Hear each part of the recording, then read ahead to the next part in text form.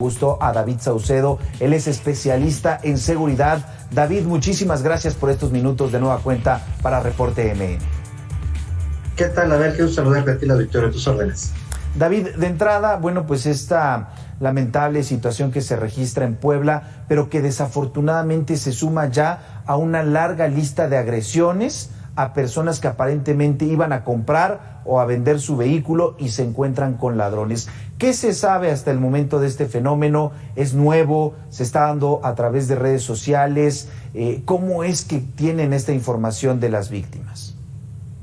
Bueno, este tipo de delitos comenzaron en la Ciudad de México, con el tiempo se han ido expandiendo a otras zonas del país. Lo que hemos visto es que las autoridades de seguridad pública locales, en este caso de la Ciudad de México y el área metropolitana, empezaron a combatir este tipo de delito de robo mediante la simulación de compraventas, ya sea de vehículos, en este caso normalmente son artículos que tienen un alto monto. Conforme se va abatiendo el delito en algunas zonas geográficas del país, los delincuentes migran hacia otras regiones en donde el delito es totalmente desconocido. Este fenómeno se presentó también con la extorsión telefónica, prácticamente en la Ciudad de México y el área metropolitana, cuando menos la tercera parte de la población ha recibido en alguna ocasión en su vida alguna llamada de extorsión. Poco a poco los ciudadanos de la Ciudad de México han entendido y comprendido cómo se puede combatir este tipo de delito, pero este modus operandi, las bandas delictivas las llevan a otras regiones del país en donde es por completo desconocido esta manera de operar por parte de los delincuentes. Entonces, mucho me temo que células delictivas dedicadas al robo están utilizando esta modalidad de simular la compra de un vehículo, sobre todo en esta situación de crisis económica derivada de la pandemia y de la parálisis económica que se generó en varias regiones del país. Hay muchas personas que están tratando de vender sus vehículos de manera rápida por un apuro económico y están siendo blanco de la delincuencia bajo esta nueva modalidad. Pero te insisto, esto es algo que lamentablemente ocurre. Tenemos en la criminogénesis una especie de expansión del tipo de delito de distintos delitos a distintas regiones del país, y lamentablemente este es el caso de la ciudad de Puebla. Claro. David, pues mencionabas lo que ocurrió en la Ciudad de México y que prácticamente aquí habríamos visto los primeros asaltos de este tipo. ¿Qué pasó en específico en la ciudad?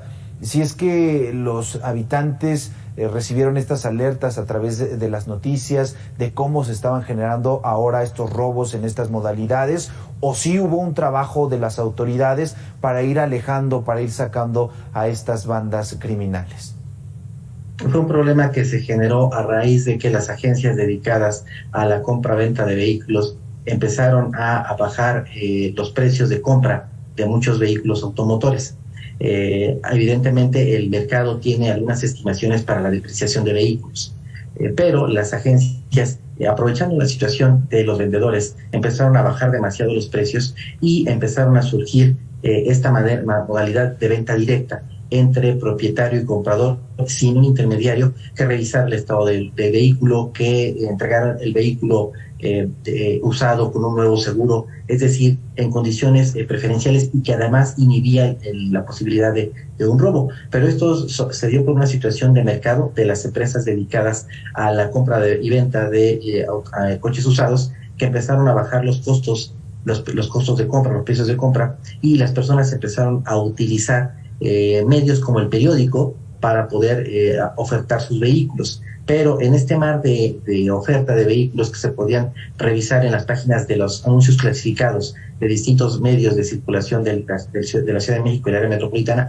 había, y todavía a la fecha sigue habiendo, pero en menor escala, bandas que se aprovechaban de esta situación para simular la compraventa de algún vehículo y asaltar a las personas, ya sea quitándoles el vehículo o quitándoles el dinero.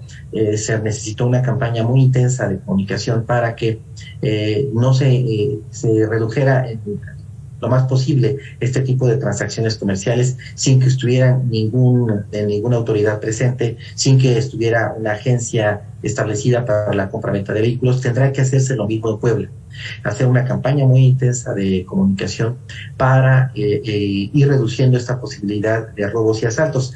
¿Qué es lo que se hizo también en la Ciudad de México? Los tianguis de autos. en donde en distintas zonas de la Ciudad de México y el área metropolitana, los distintos compradores y vendedores de autos llegaban y de manera colectiva ofertaban sus vehículos, pero junto a otras personas que tenían el mismo propósito. Eso también inhibió la posibilidad de que se generaran este tipo de delitos, los famosos tianguis de autos. Entonces, creo que el gobierno de Puebla tendrá que clonar algunas de estas estrategias que se utilizaron para abatir este delito, para que no se sigan presentando casos tan lamentables como el que estamos viendo en estas imágenes. Claro. David, te agradecemos muchísimo por estos minutos para Reporte MN. Importante la información que nos compartes, cómo surgió este delito, se está expandiendo y hay esa alerta para las autoridades de la megalópolis para atender ya estos robos. Muchas gracias, Abel, un abrazo. Gracias, David. Vamos a otra información, precisamente hablando de Puebla. Saludamos con muchísimo gusto a Rodolfo